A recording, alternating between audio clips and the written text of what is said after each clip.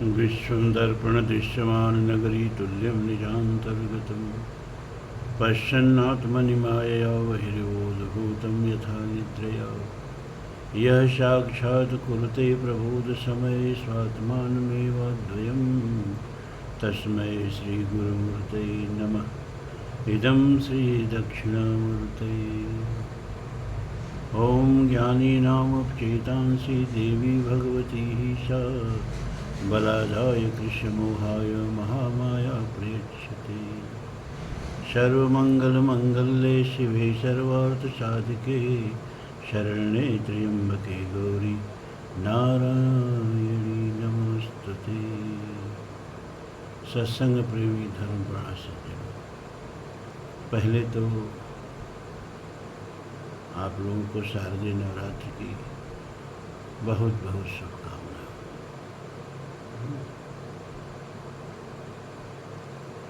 भगवती की कृपा सभी सत्संगी भाइयों पर बनी रहे। गीता का 17वां अध्याय चल रहा है।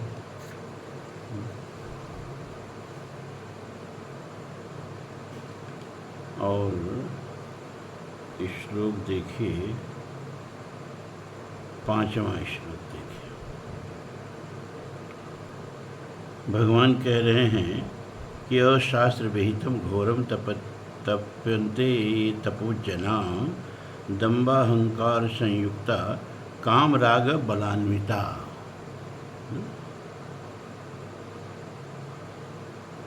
जो लोग, जना माने जो मनुष्य, जो लोग अशास्त्र विहितम, शास्त्र के विरुद्ध घोर तप करते हैं। अब कुंभ लगने वाला है ना, अब जाके देखिएगा। खैर तो जाड़ा में लगेगा तो पंचाग्नि तापे तो कोई प्रॉब्लम नहीं है, लेकिन वो गंगा जी में या संगम में ठिठुरते ठंड में गले भर जल में डूब करके पता नहीं कौन सा तप करते हैं लोग। कितने लोग अपना शीर्षासन किए रहेंगे, दिन भर ऐसा साथ लेते हैं सब।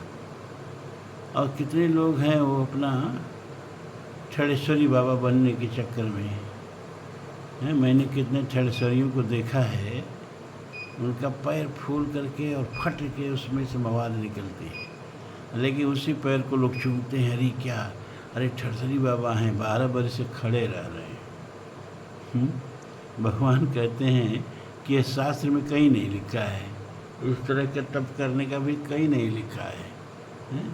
माताएं हैं, व्रत रहती हैं, प्यास से मरने लगती हैं सब हैं। डॉक्टर साहब हमारे बता रहे थे त्रिपाठी जी कि कितने तो हॉस्पिटल में भर्ती हो जाती हैं, लेकिन व्रत रहती हैं। कहाँ वो, किस पुराण में कहाँ वो लिखा है?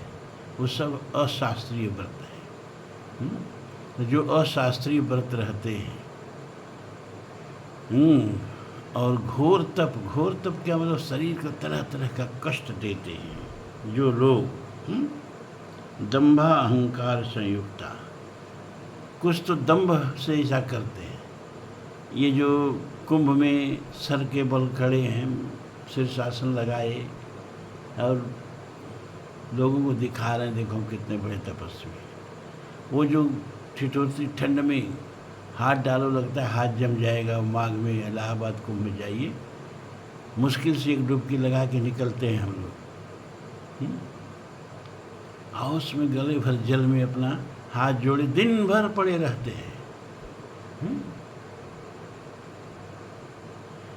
क्यों? कोई सिद्धि नहीं, कुछ फल उसका नहीं मिलता है। बस एक दम्भ है कि लोग समझें, देखो मैं कितना बड़ा तपस्वी, मैं कितना बड़ा योगी। और नागाओं की तो भीड़ चलती है तो भगवान बचाए। गाजा पी के और नंग धड़ंग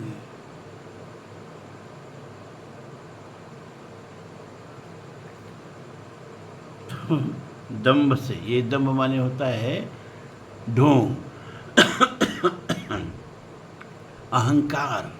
मैं बहुत बड़ा तपस्वी हूँ, ये दिखाने के लिए दंभ और अहंकार से संयुक्ता मानी युक्त, और काम राग बलान्विता, और उसके पीछे गर्हित कामना भी होती है।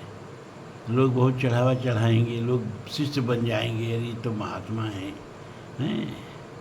एक शब्द शास्त्र का महात्मा को बोध न हो, हैं? और महात्मा केवल भेष को पुजाते हैं। जाके नक्सिक जटा विशाला ते तापस प्रसिद्ध कलिकाला, अशुभ भीष भूषण धरे भच्छा भक्ष जे खाई, अति जोगी ते सिद्ध निर्पूज्य कल युग माय। तो काम राग बलान्विता, काम से और राग से, फलाशक्ति के प्रति राग से, काम और राग के बल से अन्वित होकर के जो लोग शास्त्र विहित, अरे शास्त्र से विरुद्ध घोर तप करते हैं, शरीर को नाना प्रकार की यातना देते हैं, नाना प्रकार का कष्ट सहते हैं, सिर्फ इसलिए कि लोगों की श्रद्धा उनमें जुड़े, लोगों को ठगा जा सके। कर्षयंत शरीर स्थम भूत ग्राम चेतस, छठवां, कर्षयंत शरीर स्थम भूत ग्राम चेतस, मां चैवांत शरीर स्थम तान विद आसुर निश्चय।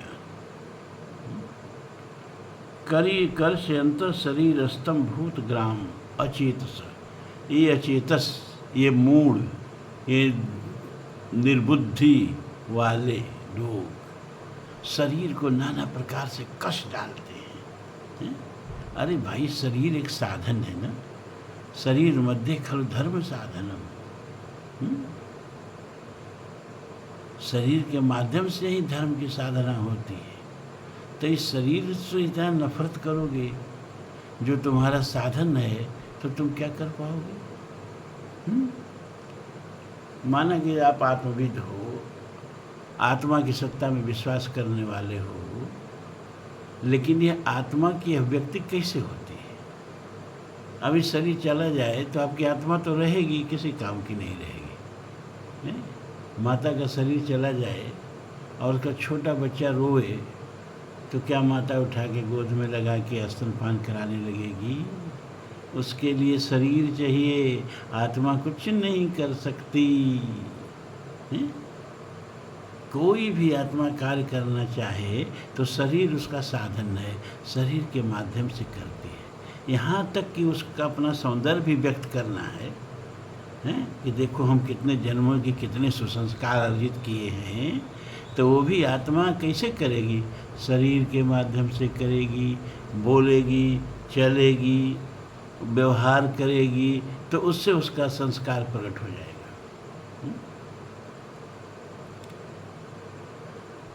आजकल वाणी की समस्या, वाणी की स्वच्छता की बड़ी समस्या है।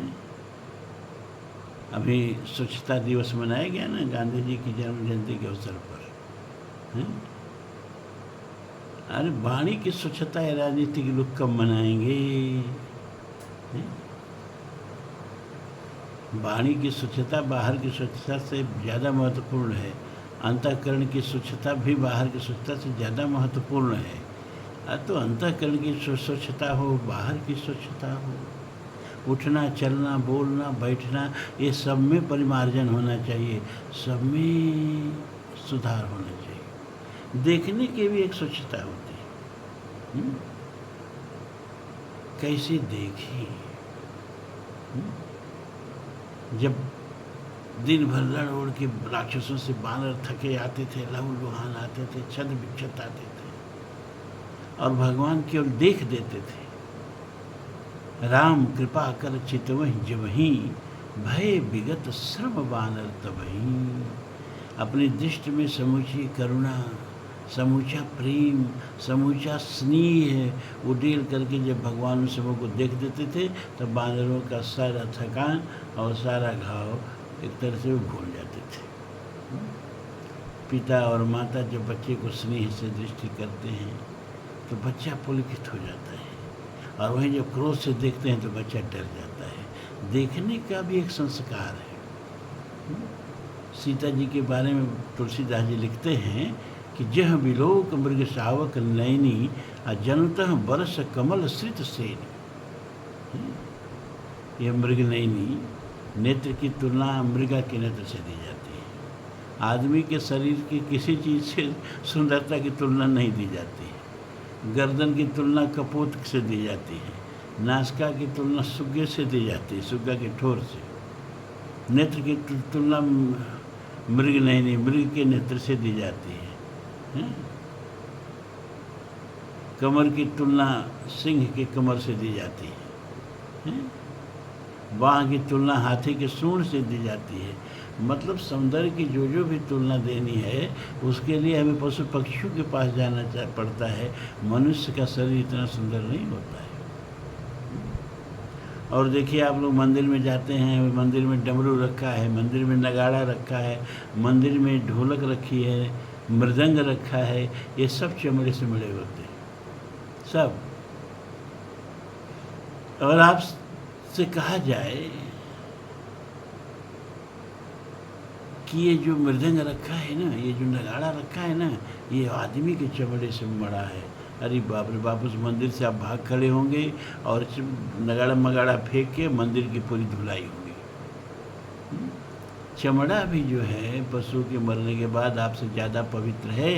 वो मंदिर में रह सकता है, आप पूरा नहीं रह सकता है। तो शरीर तो पशुओं का सुंदर होता है,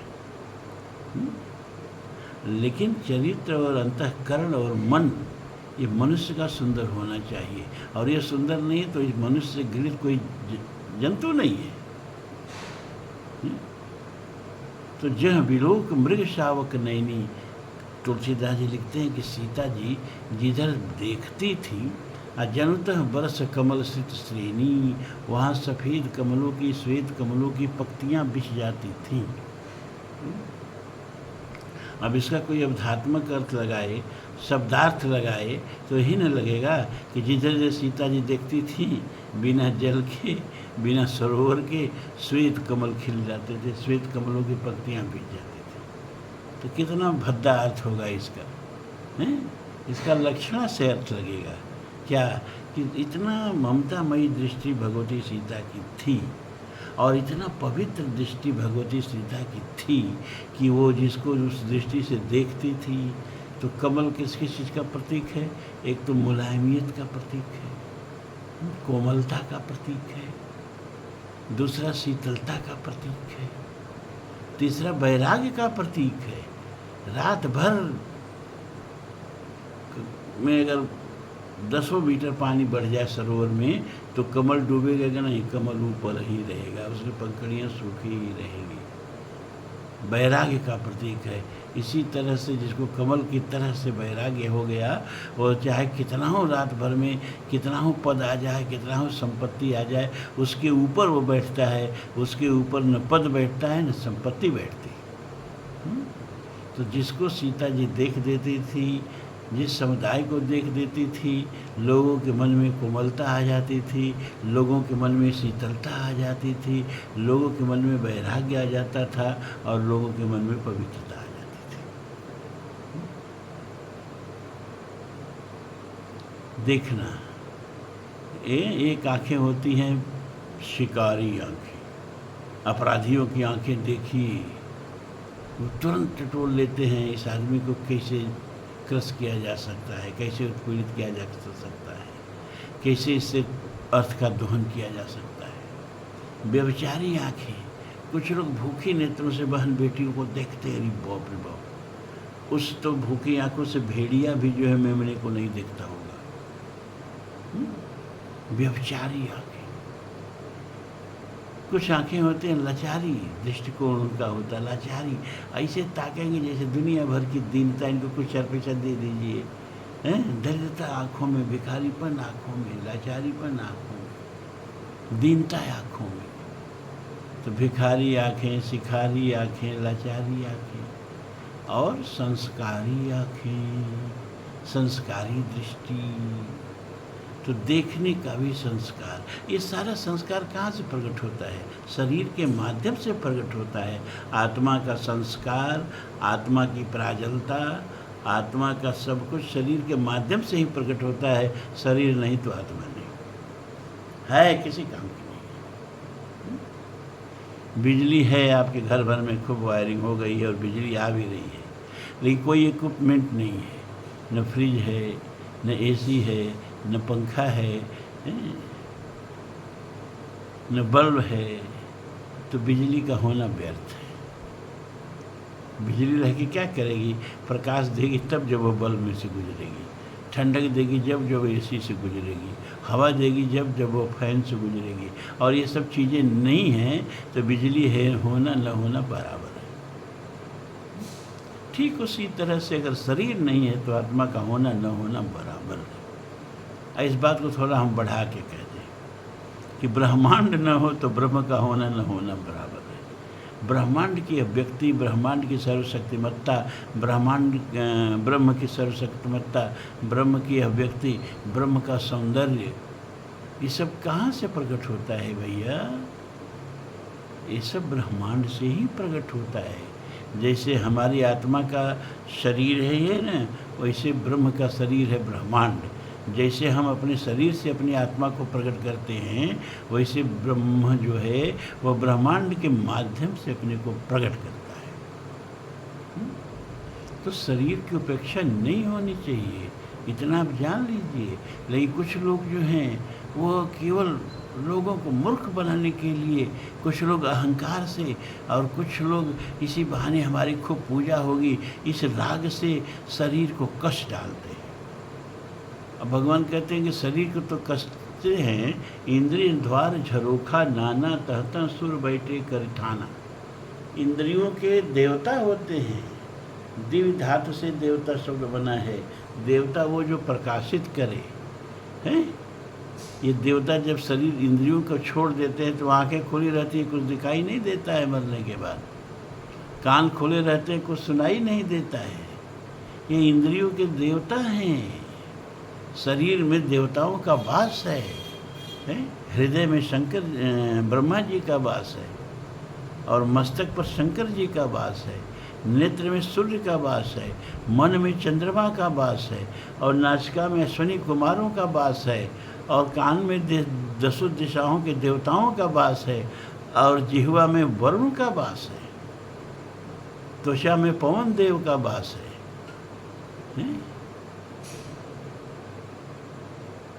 गुदा में यमराज का वास है, और उपस्थ में मतलब मूत्रेंद्रिय में अरेमा जी का वास है, और हाथ में इंद्र जी का वास है, और पैर में विष्णु भगवान का वास है। अंग अंग में हमारे देवता हैं भैया। इतना पवित्र मंदिर, इतना देवोपम मंदिर, विश्व में कितना हो मंदिर बना दो, राम जी का मंदिर बना है ना, उस मंदिर से ज़्यादा भव्य आपका ये शरीर रूपी मंदिर है, क्योंकि उस मंदिर को आपने बनाया है, आपने प्रतिष्ठा की है, और इस शरीर को परमात्मा ने बनाया है, और इसमें परमात्मा ने प्राण प्रतिष्ठा की है। अपने शरीर को किसी मंदिर से कम मत समझना। जैसे मंदिर में श्रद्धा से जाते हो, पवित्रता से जाते हो, और मंदिर का अपमान न हो जाए, वैसे ही शरीर में भी पवित्रता से रहो, और शरीर को मंदिर की तरह से, और शरीर के अंग अंग में देवता हैं, इन देवताओं को प्रसन्न करते हुए जियो। लेकिन क्या है कि देवता लोग तो अपना अपना आहार मांगते हैं, अपना अपना पूजा मांगते हैं, और हम आज जो है हम कठिन व्रत हैं, जल नहीं पिएंगे। कहाँ लिखा है शास्त्रों में कि व्रत में जल नहीं पिया जाता है? लिखा है व्रत, वेदों में व्रत क्या है? अन्नम बहु कुर्वीत इति व्रतम, अन्न खूब पैदा करो यह व्रत लो। अन्नम न निंदात इति व्रतम, अन्न की कभी निंदा मत करो यह व्रत लो। अन्नम न परिचक्षित, अन्न को जूठा मत छोड़ो यह व्रत लो। अन्नम ब्रह्मम बीजानात, ये तुम्हारे थाली में जो अन्न है ना, ये अन्न ब्रह्म है। ये ब्रह्म 4 दिन न मिले तो पता चल जाएगा, कोई ब्रह्म काम नहीं आएगा। सत्य बोलो यह व्रत लो, है? वेदों में कहा गया कि सत्य बोलने वाले के रास्ते में देवता लोग विमान लेके प्रतीक्षा करते हैं कि हमारे विमान पर बैठे और हम इसे लेके सुरलोक जाएं। संतेन पंथा सत्येन पंथा बीतते देवयानम, यह वेद वाक्य है। इस तरह का व्रत लो, सत्य बोलने का व्रत लो, धर्माचरण का व्रत लो, ब्रह्मचर्य का व्रत लो। ब्रह्मचर्य का मतलब वो नहीं जो आप समझते हैं।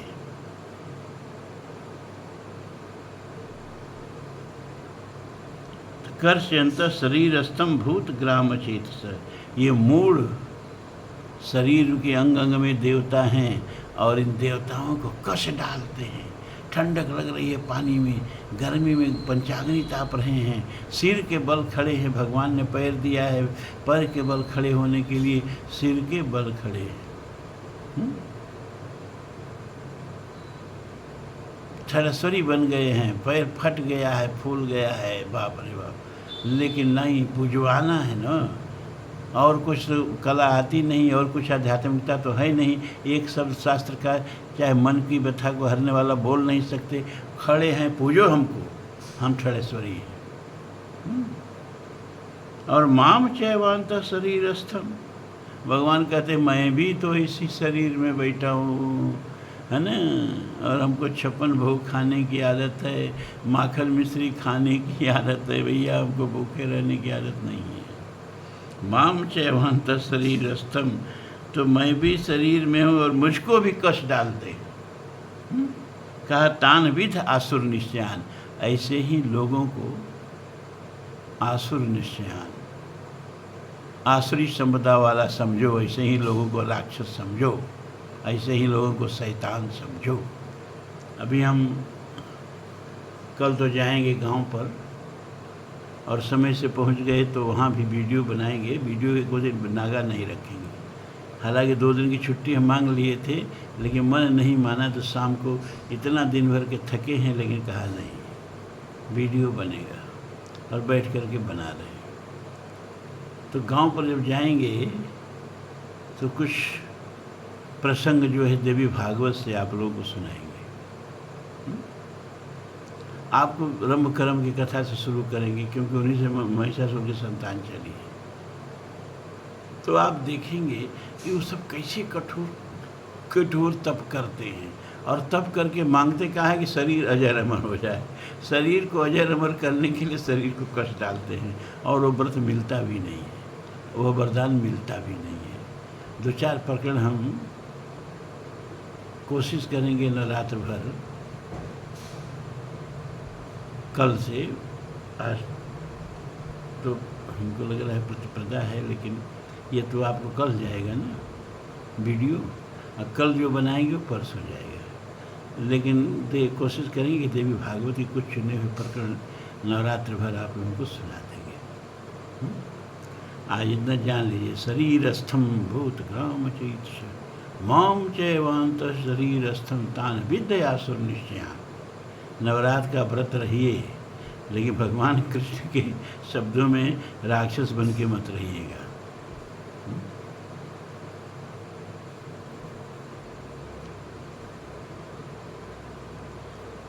अब आगे बताते हैं कि आहार भी 3 प्रकार के होते हैं, सात्विक, राजस और तामस।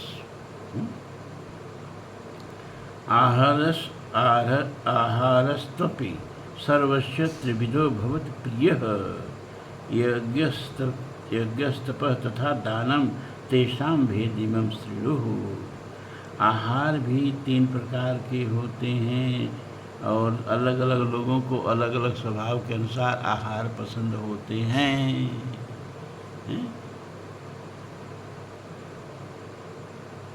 एक बार, अरे हम तो ज़िंदगी बीत गई यात्रा करते, तो एक बार ऐसे ही एक यात्रा में थे, तो एक सज्जन के घर को लोग ले गए वहाँ जलपान पान करने के लिए।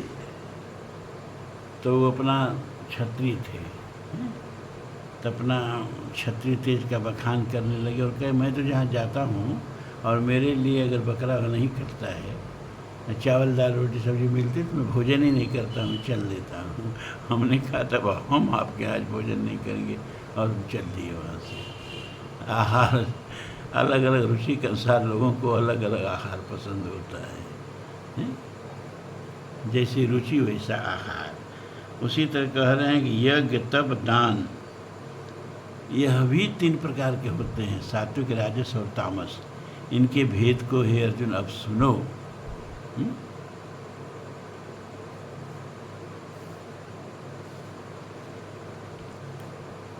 आयु सत्व बलारोग्य सुख सुख प्रीति विवर्धना रस्या स्निग्धा स्थिरा हृदय आहारा सात्विक प्रिया।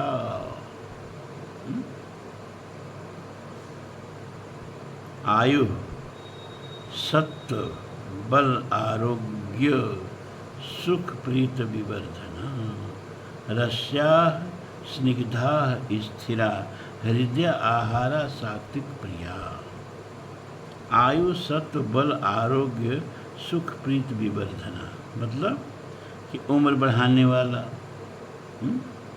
सत्व बल माने बुद्धि बढ़ाने वाला, आरोग्य माने निरोग माने स्वस्थ, शरीर को स्वस्थ करने वाला निरोग, क्योंकि आहार से भी तो बहुत से रोग हो जाते हैं। सुख प्रीत विवर्धना सुख और प्रीति को बढ़ाने वाला। अब भोजन में प्रीति कैसे बढ़ेगी भैया? कौन सा ऐसा भोजन है जो खाएंगे और सबके प्रति मन में प्रेम उमड़ जाएगा? कहा कि प्रेम तो मन में उमड़ता है ना, मन से उमड़ता है ना। तो जैसा हम आहार देते हैं मन वैसा ही बनता है। तो जब शुद्ध सात्विक आहार देंगे तो मन में सबके प्रति स्नेह प्रीति बढ़ेगी, किसी के प्रति द्वेष नहीं बढ़ेगा। मन का निर्माण भी भोजन से ही होता है, अंतःकरण का निर्माण भी भोजन से ही होता है। तो जैसा शुद्ध भोजन होगा, सात्विक भोजन होगा, सात्विक अंतःकरण बनेगा, सात्विक मन बनेगा, और तब जन सामान्य के प्रति सर्वे भवन्तु सुखिनः की भावना मन में आएगी। सर्वे भवन्तु सुखिनः सर्वे सन्तु निरामयाः सर्वे भद्राणि पश्यन्तु मा कश्चित् दुःख भाग् भवेत्। यह भावना मन में आएगी। रस्या रसयुक्त स्निग्ध कोमल स्थिर मतलब जिसका शरीर में प्रभाव स्थिर रहे, और हृदय आहारा सात्विक प्रिया। हृदय मन स्वभाव से ही जो मन को प्रिय लगे। कुछ भोजन ऐसे हैं कि 2 दिन 3 दिन खा लो फिर मन उब जाता है, और सात्विक भोजन, सादा भोजन, शाकाहारी भोजन जीवन भर करो, कभी भी उससे मन नहीं उबता है।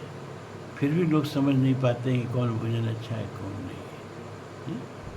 तो आयु बुद्धि बल आरोग्य सुख और प्रीति को बढ़ाने वाले रसयुक्त चिकनी स्निग्ध, जैसे घी याद है। अब तो घी में क्या आदमी खाए, अब तो जानवरों की चर्बी का घी बिक रहा है बाजार में, और इसी का भगवान को दीपक जला रहे हैं, उसी से मंदिर में प्रसाद बन रहा है। अरे भैया सब भ्रष्ट हो गया। स्वभाव से ही मन को प्रिय लगने वाले जो आहार हैं, ये सात्विक अंतःकरण वाले जो पुरुष होते हैं उनका ये सात्विक आहार प्रिय होता है, सात्विक भोजन प्रिय होता है। कट्वम लवण तीक्ष्ण तीक्ष रुक्ष विदाहीन तीक्ष्ण रुक्ष विदाहीन आहारा राजस्य श्रेष्ठा दुख शोक काम प्रदा। कट्व अम्ल लवण अत्युष्ण तीक्ष्ण रुक्ष विदाहीन, ऐसे इसका पद विच्छेद हो जाएगा। आहारा राजसस्य इष्टा, राजसस्य श्रेष्ठा का राजसस्य इष्टा दुख शोक काम प्रदा। राजसस्य माने राजस पुरुषों को, इष्टा माने प्रिय होते हैं। कैसे भोजन प्रिय होते हैं? जो कड़वे हों, खूब मसाला वसाला डाल के भाई, हैं क्या है क्या चिकन बिरयानी और का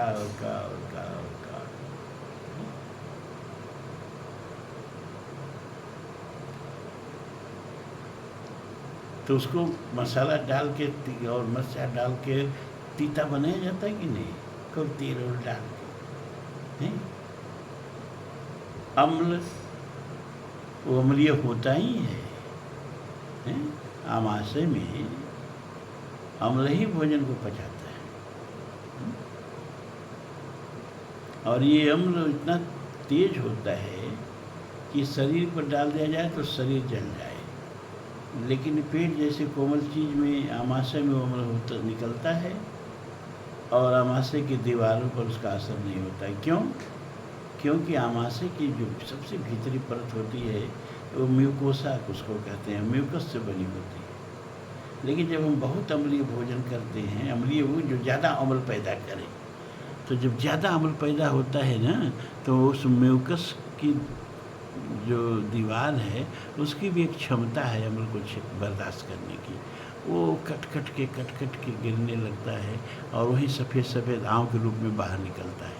और जब ज़्यादा गिर जाता है तो सब म्यूकोसा और उसके नीचे की जो परतें हैं वहाँ तक पहुँच जाता है और फिर रक्त गिरने लगता है, उसी को पेचिश कहते हैं।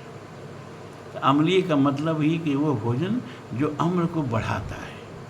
अम्ल को बढ़ना कितना खतरनाक है, जिनको पेट में अल्सर हो जाता है उनसे पूछो। तो कटु अम्ल लवण, ज़्यादा लवण खा लो ब्लड प्रेशर हो जाएगा। तो ज़्यादा नमकीन चाट चक वगैरह जो हैं, अत्युष्ण बहुत गर्म, जैसे चाय हम पीते हैं वो अत्युष्ण है, एकदम गर्म गर्म पेट में डालते हैं। अब पेट में उसका क्या असर पड़ता है, पेट की दीवारों को उसको ठंडा करने में खुद पर क्या झेलना पड़ता है हमको पता नहीं। तीक्ष्ण माने तीखे, खूब मिर्चा मसाला डाल के, रुक्ष रूखे। अब ये मांस तो रूखे ही नहीं रहेगा, क्या रहेगा? विदाहीन और दाहकारक, पेट में जाकर के आसानी से पचे नहीं। क्योंकि हमारी जो एलिमेंट्री कैनाल है आहार नाल, वो मांस पचाने के लिए है ये नहीं। मांसाहारी जीवों की जो एलिमेंट्री कैनाल होती है ना, आहार तंत्र जो होता है छोटा होता है, उनकी आंतें भी छोटी होती हैं। लेकिन जो शाकाहारी जीव होते हैं उनका एलिमेंट्री कैनाल काफ़ी लंबा होता है, आंतें भी काफ़ी लंबी होती हैं।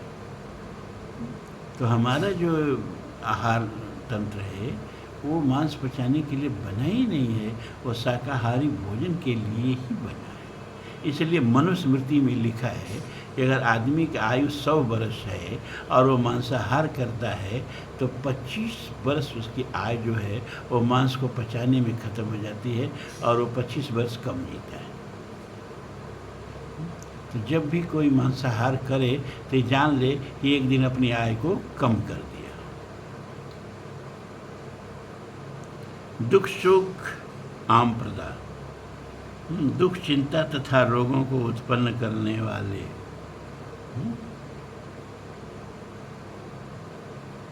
आहार अर्थात भोजन करने के पदार्थ राजसी तम गुण वाले पुरुषों को इष्ट माने पसंद आते हैं।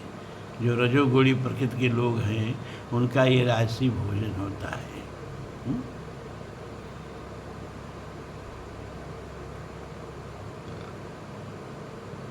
यातयामं गतरसं पूति पर्युषितं च यत् उच्छिष्टमपि चामेध्य भोजनं तामसप्रियम्। यातयामं माने यात माने यत, यात तो यातयामं का हो जाएगा यत। यातयामं माने अधपका कच्चा, जो भोजन अधपका हो, कच्चा हो, रस से रहित हो, और पूत माने दुर्गंध से भरा हुआ हो, पर्युषितम माने बासी हो। हमारे यहाँ तो यहाँ तक कहा गया कि न पीवत परसुतम जलम, बासी पानी भी नहीं पीना चाहिए। बासी भोजन तो बहुत दूर की बात है। और उच्छिष्टम जूठा हो, किसी का जूठा नहीं खाना चाहिए। क्यों? क्योंकि आपके भीतर तो ईश्वर है ना। आप जो भोजन करते हैं भगवान करते हैं, आप क्या करते हो? हम उसको खाते हैं।